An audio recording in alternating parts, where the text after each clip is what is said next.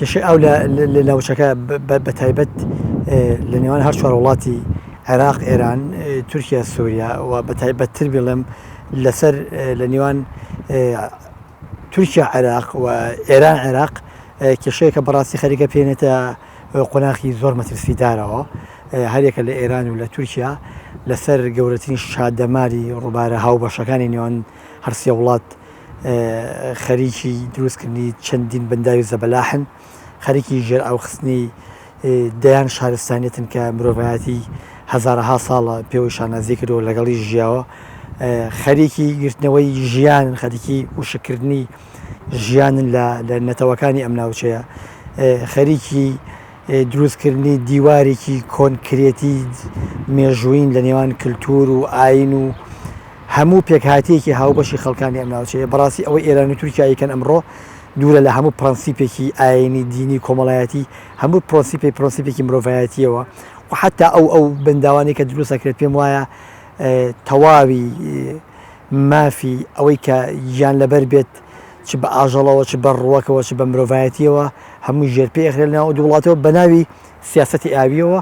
بەڕاستی ئەوەی لە ئێستاە لەسەر حکوومەتی عێراق و لەسەر حکوومەتی کوردستان پێویستە ئەوەیە ئەو چەکە سیاسی بەهێزانی کە هەیەە بەداخەوە کە نیشیانە بەکاری بێنن دژی ئێران و تورکیا. لە ڕاستی ئەوان وەک سیاست ئاو بەکارێنن، بەزێک بەکارێنانی ئاوە لە پێناو مەرامی سیاسی خۆیانە بە هیوان ئەمان چەکی سیاسیانە بێت حکوومەتی هەرێم و عێراق بۆ هاوتاکردنی و هاوکێشەی نێودەوڵەتیەکە ئەوان پێهێستاون.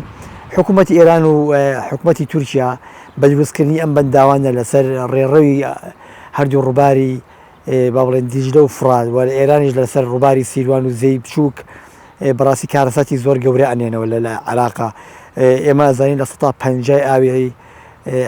کوردستان لە دەرەوەی لە دەروی سنوورەکانیێت. حکوومەتی عێراق لە 175 ئەم ئاوانە لە هەردوو وڵاتی ئێران و عێراقەوە وەرەگرێت. وڵاتی عێراق و کوردستان تووشی کارەساتێکی مرۆوی زۆر گەورە ئەکات. ئەوەی کە گرنگە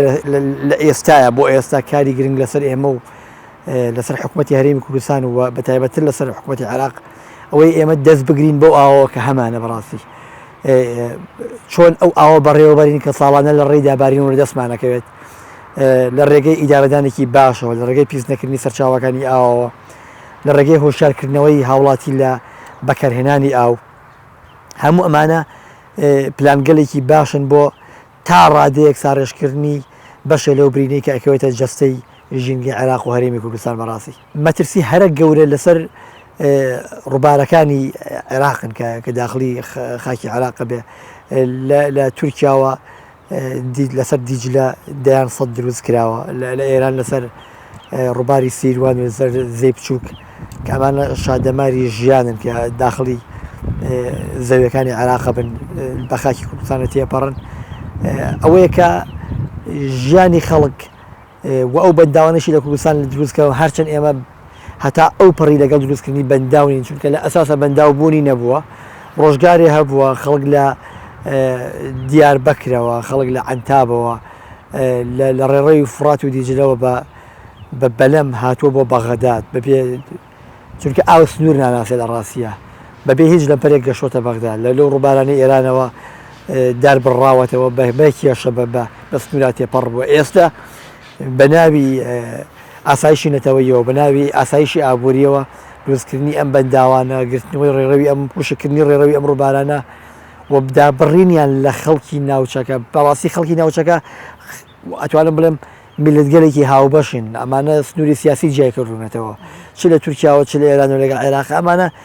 هەمووی میلەتگەلێکی هاوبەشن. پێم وایە ئەم بەنداوانە ئەگەر لەسەر خاکی هەرێمی کوردستان نەبووایەواتە هەرێ خاکی هەرێمی کوردستان بە هاوبەشی لەگەڵ وڵاتانەیە هەردوو وڵاتی ئێران و تورکیا ئەوەی مسۆڕ نابوون لەسەر دروستکردنی ئەوان بێجگە لە چەکە ئابوووریەکە و مەرامێکی سیاسی شانەیە کە پێکن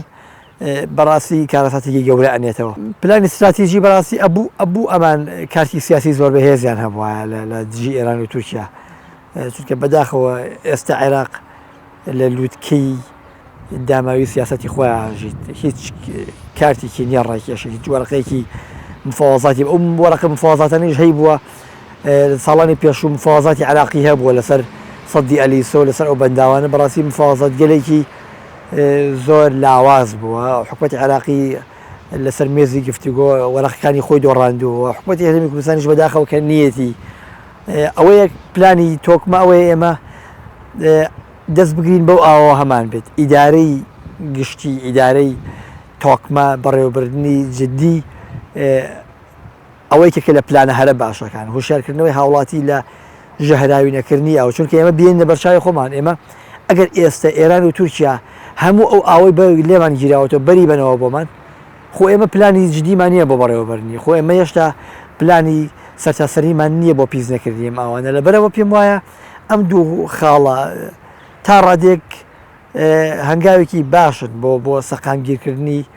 ئاسایشی ئەو لە هەرێمی کوردستان وەلا هەتا لە حکوومەتی عێراقیش لەبەرەوەی ئێمە خۆشبەختانە سروشتەکەمان وایە ساڵانە